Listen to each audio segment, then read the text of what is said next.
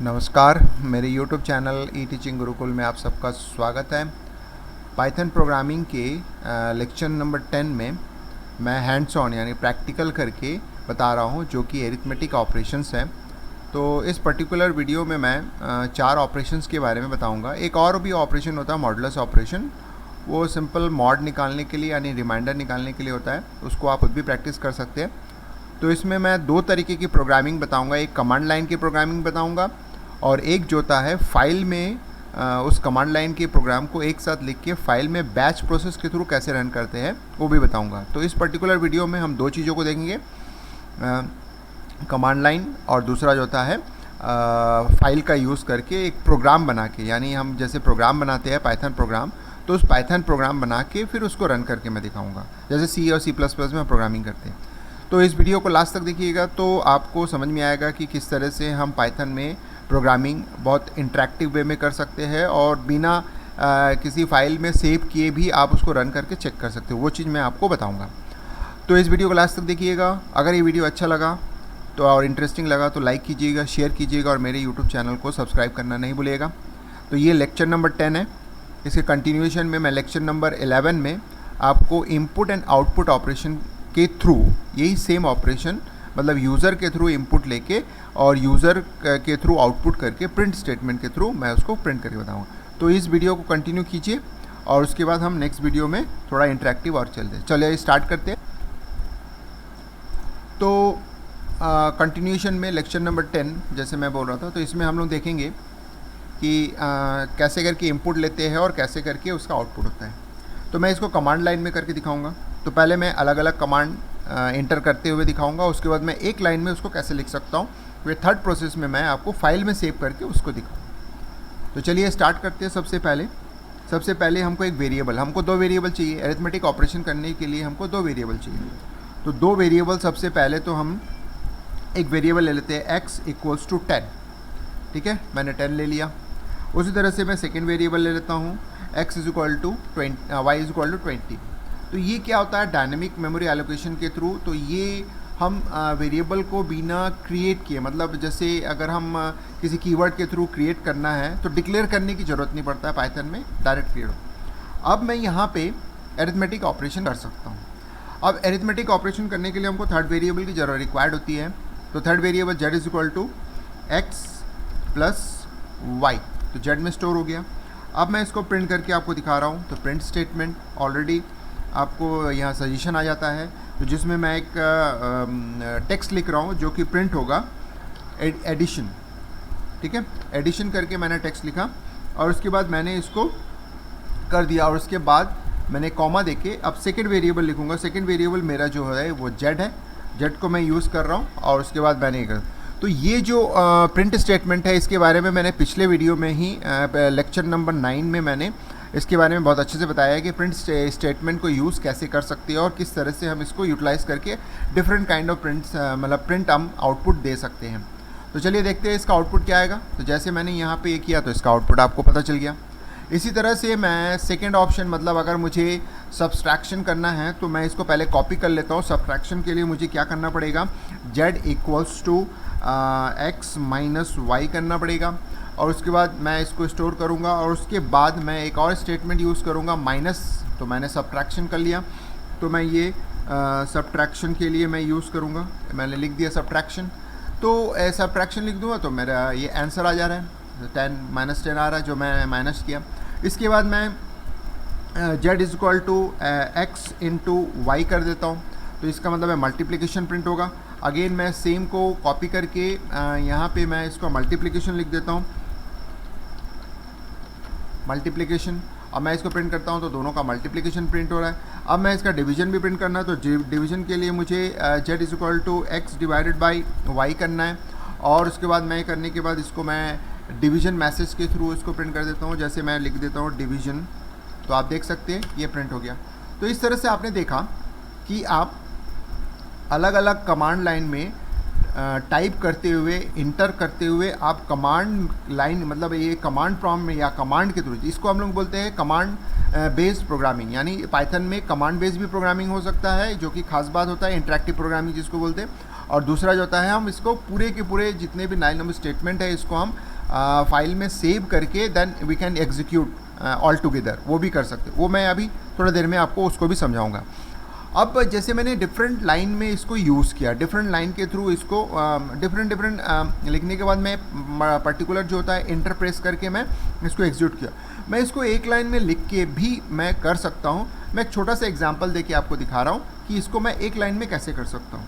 तो चलिए मैं स्टार्ट करता हूँ, x = 10, फिर मैं सेमी कॉलन, देखिए मैंने सेमी कॉलन का इस्तेमाल नहीं किया, लेकिन ख़ास बात होता है कि पाइथन में आप सेमी कॉलन यूज़ कीजिए नहीं कीजिए, ये दोनों ही ऑप्शन आपके पास प्रोवाइड होता है। अगर आपको एक लाइन में मल्टीपल स्टेटमेंट को एग्जीक्यूट करना है तो सेमी कॉलन इंपॉर्टेंट है, सेमी कॉलन यूज़ करके आप उसको एग्जीक्यूट कर सकते हो एक ही लाइन में। अब जैसे सपोज़ कर लो मैं बिना सेमी कॉलन यूज़ किए आपको मैं यहाँ पे रन करके दिखाता हूँ, तो आप देख सकते हैं कि ये सिंटेक्स एरर है। अगर मैं यही चीज़ सेमी कॉलन के साथ करता हूँ, जैसे मैं ये लिखा है, उसके बाद मैंने सेकेंड लिखा, उसके बाद y = 20 लिखा, फिर इसके बाद रन करता हूँ, तो that is going to be executed, यानी ये एग्जीक्यूटेड होता है।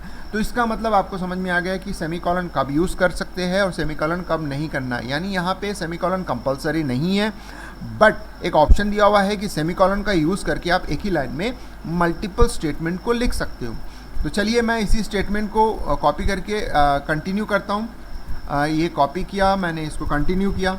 अब देखिए मैं कंटिन्यू करने के सेमी कॉलन लगाता हूँ। सेमी कॉलन लगाने के बाद पहला स्टेटमेंट मैंने ये एग्जीक्यूट किया था, तो मैं यहाँ कॉपी करके ये पेस्ट कर देता हूँ, ये एक एग्जीक्यूट किया, फिर सेमी कॉलन लगाया। सेमी कॉलन लगाने के बाद मैंने ये प्रिंट स्टेटमेंट एग्जीक्यूट किया था, इसको कॉपी करके यहाँ पे मैंने बैठा दिया, ये हो गया। फिर मैं सेमी कॉलन लगाया, फिर उसके बाद मैं नेक्स्ट जो स्टेटमेंट है उसको कॉपी करके यहाँ बैठा देता हूँ, और उसके बाद जो होता है फिर सेमी कॉलन लगा देता हूँ। फिर उसके बाद कंटिन्यूएशन पे सब्ट्रैक्शन को यूज़ करके फिर उसको यहाँ पे बैठा देता हूँ। तो इस तरह से आप देख सकते हैं कि मैं बाकी सब स्टेटमेंट को भी एक ही लाइन में लिख सकता हूँ। अब चलिए इसको मैं एग्जीक्यूट, अब खास बात होता है कि लास्ट जो स्टेटमेंट है उसके बाद सेमीकोलन नहीं भी देंगे तो भी चलेगा, क्योंकि उसके बाद फर्दर कोई स्टेटमेंट नहीं है। तो मैं इसको अगर एग्जीक्यूट करता हूँ तो आप देखेंगे कि यहाँ जैसे अलग अलग स्टेटमेंट को मैंने अलग अलग कमांड मतलब एक लाइन टाइप करने के बाद जब मैंने इंटर प्रेस किया तो वो एग्जीक्यूट होने के बाद उसका रिजल्ट आपको शो हो रहा था। बट यहाँ पे आप देख सकते हैं कि मैं एक बार इंटर प्रेस करूँगा और हमारा रिजल्ट आपको शो हो जा रहा है। तो ये एक खास बात होता है जिसको हम लोग बोल सकते हैं कि ये इंटरेक्टिव प्रोसेस के थ्रू हो सकता है।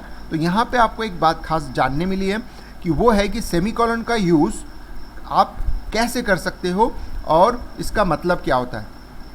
अब हम इसमें चलते हैं, कमांड प्रॉम्प्ट पे चलते हैं, और हम अब फाइल पे चलते हैं, और फाइल पे जाने के बाद वहाँ पे इसी चीज़ को प्रोग्राम करके मैं आपको दिखाऊंगा। तो सबसे पहले तो मैं यही चीज़ को कॉपी कर लेता हूँ, क्योंकि मैं वहाँ टाइप करने से बच जाऊँगा और आपका भी वीडियो का जो ड्यूरेशन है वो भी थोड़ा शॉर्ट हो जाएगा।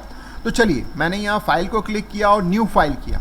न्यू फाइल करते साथ ही यहाँ पे हमारे पास जो एग्जीक्यूशन है वो यहाँ पे आ गया है। अब मैं यहाँ पे चाहे तो कमेंट्स लिख सकता हूँ कि ऐसा लिख सकता हूँ कि पाइथन प्रोग्राम फॉर एरिथमेटिक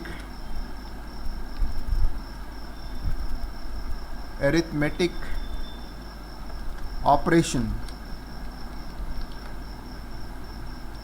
ठीक है। तो ये Python programme for arithmetic operations है। अब मैं यहाँ पे इसको कॉपी कर लिया। अब मैं इसको चाहे तो रन करूँगा तो ये एज इट इज़ रन करेगा, और चाहे तो इसको अब मैं इसको सेव कर लेता हूँ। सबसे पहले तो इसको सेव करना ज़रूरी है, अदरवाइज़ ये रन नहीं करता। तो इसको मैं अपने एक पर्टिकुलर डायरेक्टरी में सेव कर देता हूँ जहाँ पे मैंने प्रोग्राम्स को बना के रखा है।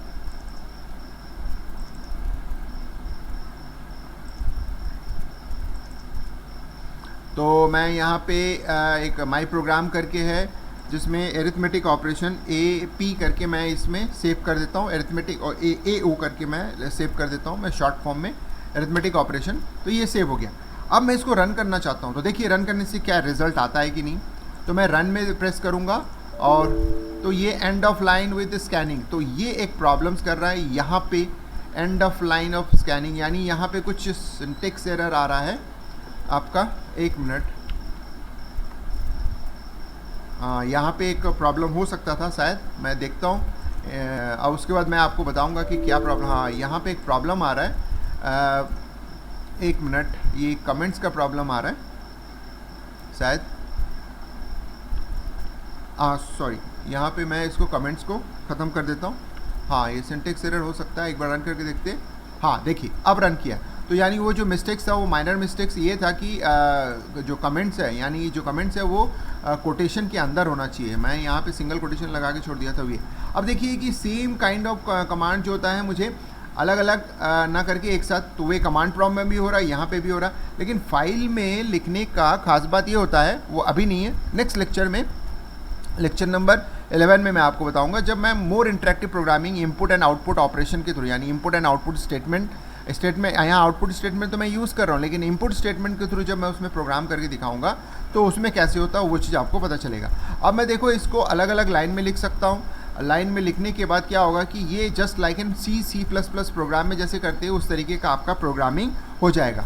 अब यहाँ खास बात ये है कि अगर मैं यहाँ पे से सेमीकोलन हटा देता हूँ तो ये बहुत अच्छे से वर्क करेगा, क्योंकि यहाँ पे मैंने इंटरप्रेस करके सबको सेपरेट कर दिया। तो यानी यहाँ पे सिंगल लाइन में अगर लिखूंगा तो सेमीकोलन यूज़ करूँगा यहाँ पे भी, और अगर मल्टीपल लाइन में लिखूंगा तो सेमीकोलन इज़ नॉट रिक्वायर्ड। तो इसका मतलब यही खास बात होता है कि सेमीकोलन का यूज़ कब करना है, सेमीकोलन का यूज़ कब नहीं करना है, आपको ये धीरे धीरे समझ में आ जा रहा है। तो इस तरह से आपको इस पर्टिकुलर वीडियो लेक्चर में मैंने आपको एक बहुत सिंपल सा अरिथमेटिक ऑपरेशन बताया, जिसमें आप एडिशन, मल्टीप्लिकेशन, डिवीजन आप परफॉर्म कर सकते हैं, और इस तरह से आप जैसे चाहे मर्जी आप इसको कर सकते हो। तो मैंने दोनों तरीके से आपको बताया, कमांड प्रॉम्प्ट के थ्रू बताया, और एक फाइल यानी जो पाइथन प्रोग्रामिंग होता है, तो जब भी हम फाइल को सेव करते हैं तो आपको खास बात याद रखना है कि इसमें py नाम से .py नाम से ये फाइल में सेव होता है। तो यहाँ पे आप प्रोग्राम बना के सेव करके रख सकते हैं, फ्यूचर में इसका यूज़ कर सकते हो।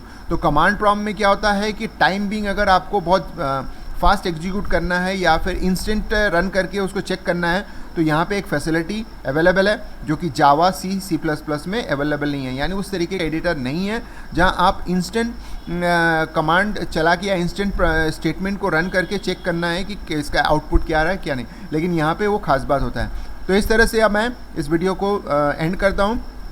तो इस वीडियो के माध्यम से अगर आपको arithmetic operation in Python programming में अगर कुछ सीखने को मिला है, कुछ जानने को मिला, तो डेफिनेटली इस वीडियो को लाइक कीजिएगा, शेयर कीजिएगा, और मेरे यूट्यूब चैनल को सब्सक्राइब करना नहीं भूलिएगा।